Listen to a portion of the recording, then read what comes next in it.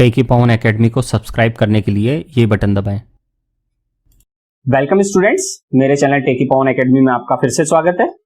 आपको मेरा कंटेंट अच्छा लग रहा है, उसके लिए बहुत बहुत धन्यवाद। आज का हमारा टॉपिक है वस्तु क्या होती है और वस्तु के प्रकार कौन कौन से होते हैं। अब तक आपने वस्तु के प्रकार जो देखे थे वो सब अस्त व्यस्त रहे हैं। किसी भी किताब में मैंने भी देखे, मुझे कहीं पर भी उसका क्लासिफिकेशन ढंग से नहीं मिला। मैं आपके लिए वो सारी समस्याओं का समाधान लाया हूं और इस वीडियो में हम देखने वाले हैं वस्तु का समस्त कैटेगराइजेशन जो है वो एक जगह। वस्तु के प्रकार कौन कौन से होते हैं, उपभोग वस्तु कौन सी होती है, पूंजीगत वस्तु कौन सी होती है, आर्थिक वस्तु कौन सी होती है, गैर आर्थिक वस्तु कौन सी होती है। इसके अलावा हम इसमें एकल प्रयोग, टिकाऊ, सभी वस्तुओं के प्रकार एक साथ देखने वाले। तो जल्दी से आप मुझे सब्सक्राइब कर लीजिए और आइए देखते हैं इस वीडियो को। चलिए स्टूडेंट्स, आज का हमारा टॉपिक है वस्तु का अर्थ एवं वस्तु के संपूर्ण प्रकार। इस टॉपिक में हम ये सभी टॉपिक्स देखने वाले हैं वन बाय वन करके। आइए देखते हैं संपूर्ण समष्टि अर्थशास्त्र की ये न्यू सीरीज। सबसे पहले मैंने वस्तु का विभाजन किया है। वस्तु के सबसे पहले दो प्रकार की वस्तुएं होती हैं, गैर आर्थिक वस्तु और आर्थिक वस्तु। उसके बाद हम देखने वाले हैं आगे चल के आर्थिक वस्तु को दो भागों में बांटूंगा मैं, उपभोक्ता वस्तु और उत्पादक वस्तु। फिर उपभोक्ता वस्तु को हम दो भागों में बांटेंगे, अभौतिक वस्तुएं जिसे सेवाओं के रूप में जानते हैं और भौतिक वस्तुएं। उसके बाद हम भौतिक वस्तुओं को तीन भागों में बांटने वाले हैं, टिकाऊ उपभोक्ता वस्तु, अर्ध टिकाऊ उपभोक्ता वस्तु और एकल प्रयोग उपभोक्ता वस्तु। फिर उसके बाद हम उत्पादक जो वस्तुएं हैं उसे दो भागों में बांटने वाले हैं, टिकाऊ उत्पादक वस्तुएं जिसे हम पूंजीगत वस्तु के रूप में जानेंगे और एकल प्रयोग उत्पादक वस्तुएं। तो आइए इन सब वस्तुओं को वन बाय वन करके हम देखते हैं। सबसे पहले वस्तु का अर्थ देख लेते हैं। अर्थशास्त्र में क्या होता है? ऐसी कोई भी चीज जो आवश्यकता को संतुष्ट करे। ये क्लियर कर ले, ऐसी कोई भी वस्तु चीज हो जो किसी व्यक्ति की आवश्यकता को संतुष्ट करे, उसे अर्थशास्त्र में वस्तु कहते हैं। यह आवश्यकता उपभोक्ता की भी हो सकती है और उत्पादक की भी हो सकती है। कहने का मतलब केवल उपभोक्ता की ही आवश्यकता को संतुष्ट नहीं करती है वस्तु उपभोक्ता की आवश्यकता को भी संतुष्ट करती है और उत्पादक की आवश्यकता को भी संतुष्ट करती है। तो उसको हम वस्तु कहते हैं। अब देखते हैं हम वस्तु के प्रकार। गैर आर्थिक वस्तु। ये वस्तुएं प्रकृति का निःशुल्क उपहार होती हैं, अर्थात फ्री में प्राप्त होती हैं प्रकृति से, और इनकी पूर्ति बहुत ज्यादा होती है, बहुत ज्यादा इनकी सप्लाई होती है, बहुत सारे ये संसाधन के रूप में होती है। लेकिन जब इनकी मांग पूर्ति से ज्यादा हो जाती है, लेकिन किसी कारणवश इनकी मांग ज्यादा हो गई और इनकी सप्लाई कम पड़ने लग गई, पूर्ति कम पड़ने लग गई, तो ये जो है गैर आर्थिक वस्तुएं फिर किस में बदल जाती हैं? तो ये आर्थिक वस्तु बन जाती है। अर्थात गैर आर्थिक वस्तुएं भी आर्थिक वस्तुओं में बदल सकती हैं जब इनकी मांग इनकी पूर्ति से ज्यादा हो जाती है। और ऐसी स्थिति में बाजार में ये बिक्री के लिए उपलब्ध होने लगती हैं, जैसे पानी, मिट्टी। जब तक इन्हें बाजार में बेचा नहीं जाता है तब तक ये क्या कहलाएंगी? गैर बाजार वस्तु या गैर आर्थिक वस्तु कहलाएंगी। उसके बाद आता है बी पॉइंट, आर्थिक वस्तु। इन वस्तुओं की पूर्ति सीमित होती है और मांग ज्यादा, अर्थात इनकी सप्लाई कम है और डिमांड ज्यादा है।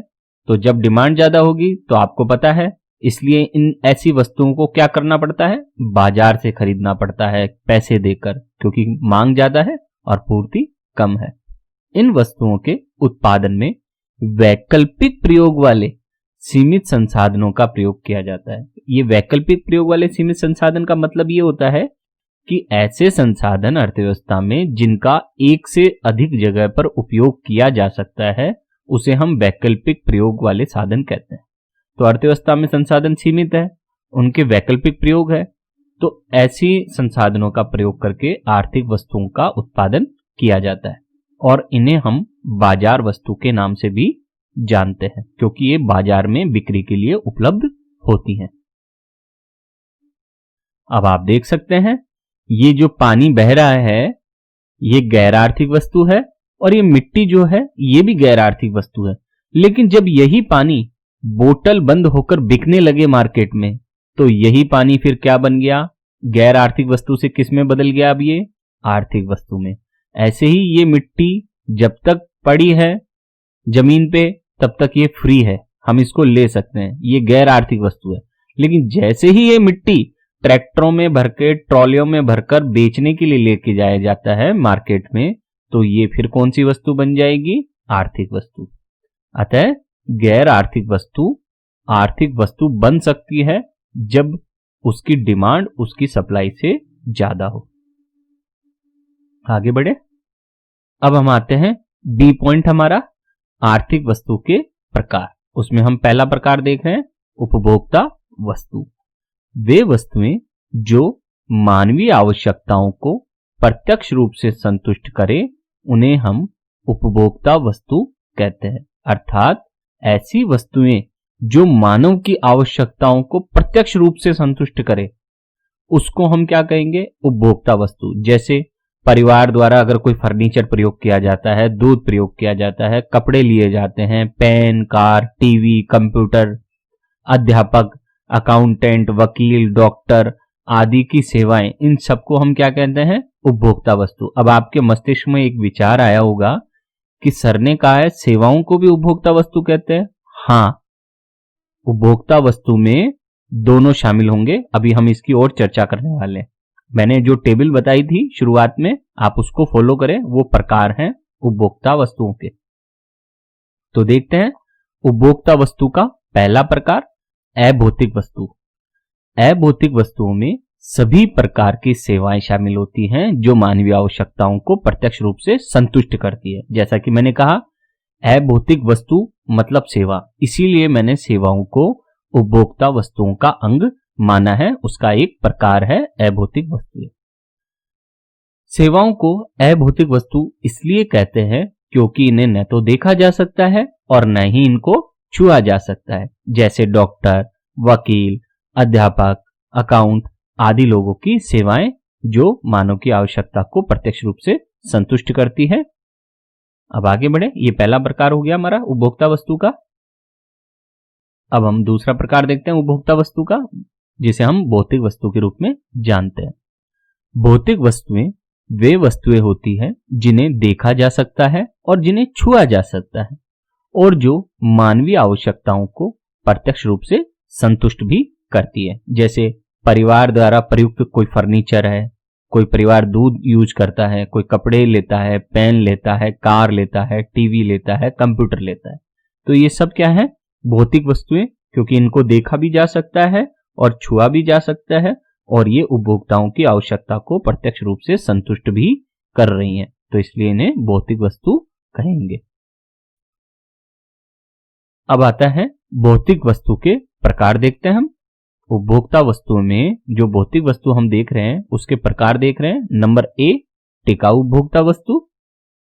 वे उपभोक्ता वस्तुएं जिनका उपयोग परिवारों द्वारा कई वर्षों तक किया जाता है और जिनका सापेक्ष मूल्य भी क्या होता है, अधिक होता है, उन्हें हम क्या कहते हैं, टिकाऊ उपभोक्ता वस्तुएं। जैसे टीवी, कार, स्कूटर, फ्रिज आदि। इनकी जीवन अवधि लगभग 5 से 15 साल, 20 साल, 30 साल के बीच में होती है, तो इन्हें हम टिकाऊ उपभोक्ता वस्तु कहते हैं, क्योंकि ये 20-25 सालों तक, 10-15 सालों तक कंटिन्यूअसली इनका यूज किया जा सकता है, ये खराब नहीं होती हैं। फिर है हमारा बी पॉइंट, अर्ध टिकाऊ उपभोक्ता वस्तु। वे उपभोक्ता वस्तुएं जिनका उपयोग परिवारों द्वारा 1 वर्ष या उससे कुछ अधिक वर्ष तक किया जाए और जिनका सापेक्ष मूल्य बहुत ज्यादा नहीं होता है, यानी कि वो बहुत ज्यादा महंगी नहीं होती है, उन्हें हम टिकाऊ उपभोक्ता वस्तुएं कहते हैं। जैसे फर्नीचर है, 4-5 साल तक काम आ जाता है, कपड़े हैं 1 साल तक काम आ जाते हैं, जूते 1 साल तक काम आ जाते हैं, ट्यूबलाइट आ जाती है काम लगभग 8 महीने 1 साल तक। तो ऐसी सभी वस्तुएं जिनका सापेक्ष मूल्य ज्यादा नहीं है, महंगी नहीं है, वो पहली बात। दूसरी बात, उनका 1 वर्ष या उससे कुछ अधिक वर्ष तक, कहने का मतलब लगभग 3-4 साल तक जिसका प्रयोग हो सकता है, हम उसे अर्ध टिकाऊ उपभोक्ता वस्तु की श्रेणी में रखते हैं। अब देखते हैं सी पॉइंट, एकल प्रयोग उपभोक्ता वस्तु। वे उपभोक्ता वस्तुएं जिनका उपयोग परिवारों द्वारा केवल एक बार किया जाता है। ध्यान दें, सिंगल यूज, केवल एक बार प्रयोग करेंगे और वो वस्तु समाप्त हो जाती है। और इनका सापेक्ष मूल्य भी क्या होता है, बहुत कम होता है मूल्य। उन्हें हम क्या कहते हैं, एकल प्रयोग उपभोक्ता वस्तु, या इन्हें गैर टिकाऊ उपभोक्ता वस्तु भी कहते हैं। जैसे दूध है, एक बार प्रयोग किया खत्म हो गया। पेट्रोल है, एक बार प्रयोग किया खत्म हो गया। सब्जी प्रयोग की, आटा प्रयोग किया, ये सब क्या है, एक बार यूज करेंगे और फिर उसके बाद इनका अस्तित्व खत्म हो जाता है। इसलिए इन वस्तुओं को हम क्या कहते हैं, एकल प्रयोग उपभोक्ता वस्तु। तो ये हमने उपभोक्ता वस्तुओं के प्रकार देख लिए। आगे बढ़े। अब हम आते हैं बी पॉइंट, हमारा जो हमारी तालिका थी शुरुआत की कि हमने वस्तुओं को कितने भागों में बांटा है, कितने प्रकार के होते हैं, उसका ये हमारा बी पॉइंट चल रहा है। अब आर्थिक वस्तु के प्रकार। तो आर्थिक वस्तु में हम देख रहे हैं नंबर दूसरा प्रकार। पहले हमने उपभोक्ता वस्तु देख ली थी, अब ये हम देख रहे हैं उत्पादक वस्तु। वे वस्तुएं जिनका प्रयोग अन्य वस्तुओं के उत्पादन में किया जाता है उन्हें उत्पादक वस्तु कहते हैं। यानी कि ऐसी सभी वस्तुएं जिनका प्रयोग उत्पादन प्रक्रिया में किसी अन्य वस्तु के उत्पादन के लिए किया जाएगा उसे हम उत्पादक वस्तु कहते हैं। जैसे भवन हो गया, मशीन, औजार, किसान का हल, जनरेटर, टरबाइन, कंप्यूटर, कारखाने की मशीनें, कच्चा माल, मध्यवर्ती वस्तुएं, कुम्हार द्वारा प्रयोग में लाई जाने वाली मिट्टी, ये सब क्या है, उत्पादक वस्तुएं। अच्छा, खास बात, आपको कंफ्यूजन होता होगा, उत्पादक वस्तु क्या होती है, पूंजी। तो ये उत्पादक वस्तुएं और कोई नहीं है, यह एक प्रकार से पूंजी ही है। जो हम पूंजी के प्रकार पढ़ते हैं, पूंजी क्या होती है, फिर पूंजी को दो भागों में बांटते हैं हम, कार्यशील पूंजी और माल सूची। तो ये वही है, स्थायी पूंजी और कार्यशील पूंजी हम पढ़ते हैं। तो स्थायी पूंजी को हम विभक्त करते हैं, तो हम अभी आगे और देखने वाले हैं। लेकिन ये जो उत्पादक वस्तु है ये एक तरह से पूंजी ही है। ठीक है, आगे बढ़े। तो अब हम देखते हैं उत्पादक वस्तु के कौन कौन से प्रकार होते हैं। पहला है ए, टिकाऊ उत्पादक वस्तु। इसे पूंजीगत वस्तु भी कहते हैं। तो अब आपको तुरंत समझ में आ जाना चाहिए कि पूंजीगत वस्तु और उत्पादक वस्तु में क्या अंतर होता है। पूंजीगत वस्तु उत्पादक वस्तु का मात्र एक प्रकार है, ए बिंदु है ये, बी बिंदु और आगे आएगा। जबकि उत्पादक वस्तुओं में कई प्रकार की वस्तुएं शामिल होती हैं जिसे हम आगे देखने वाले हैं। तो टिकाऊ उत्पादक वस्तु, इसे पूंजीगत वस्तु भी कहते हैं। यह एक प्रकार से स्थिर पूंजी या स्थायी पूंजी ही है जिसे हम पूंजीगत वस्तु के रूप में जानते हैं। वे वस्तुएं जो उत्पादन प्रक्रिया में कई वर्षों तक बार बार काम आए और जिनका सापेक्षिक मूल्य भी अधिक होता है उसे हम टिकाऊ उत्पादक वस्तुएं कहते हैं। जैसे भवन है, मशीन, औजार, किसान का हल, जनरेटर, टरबाइन, कंप्यूटर, कारखाने की मशीनें, ये सब क्या है, स्थायी पूंजीगत वस्तुएं हैं जिनका उत्पादन की प्रक्रिया में कई वर्षों तक काम में लिया जाना सुनिश्चित है। आगे बढ़े। आप देख सकते हैं ये सब स्थायी पूंजी या पूंजीगत वस्तुएं हैं। ये भवन भी पूंजीगत वस्तु है, ये जनरेटर भी पूंजीगत वस्तु है, ये लेथ मशीन है, ये कंप्यूटर है, टरबाइन, किसान का हल, ये सभी स्थायी पूंजी एवं पूंजीगत वस्तु मानी जाएंगी क्योंकि ये उत्पादन प्रक्रिया में कई वर्षों तक काम में आने वाली है। अब हम आते हैं बी प्रकार। उत्पादक वस्तुओं के दो प्रकार हैं, पहला पूंजीगत वस्तु और दूसरा है ये एकल प्रयोग उत्पादक वस्तु। तो इसको देखते हैं। इसे कार्यशील पूंजी भी कह सकते हैं। ये उसी की तरह है, जो कार्यशील पूंजी होती है उसी की तरह है ये। वह वस्तुएं जो उत्पादन प्रक्रिया में केवल एक बार काम आए और समाप्त हो जाए उसे हम एकल प्रयोग उत्पादक वस्तुओं के रूप में जानते हैं। जैसे कच्चा माल है, एक बार यूज किया और फिर वो फिनिश हो जाएगा, उसकी जगह दूसरा माल तैयार हो जाएगा, कच्चे माल से नया माल तैयार हो जाएगा। ठीक है, मध्यवर्ती वस्तुओं को इसी में शामिल किया जाता है।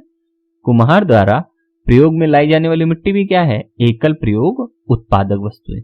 तो अब आपको समझ में आ गया होगा कि उत्पादक वस्तु के दो प्रकार थे, जिसमें ए जो प्रकार था, पहला प्रकार, उसे हमने पूंजीगत वस्तु कहा था जबकि जो दूसरा प्रकार है उसको हमने क्या कहा है, एकल प्रयोग उत्पादक वस्तुएं।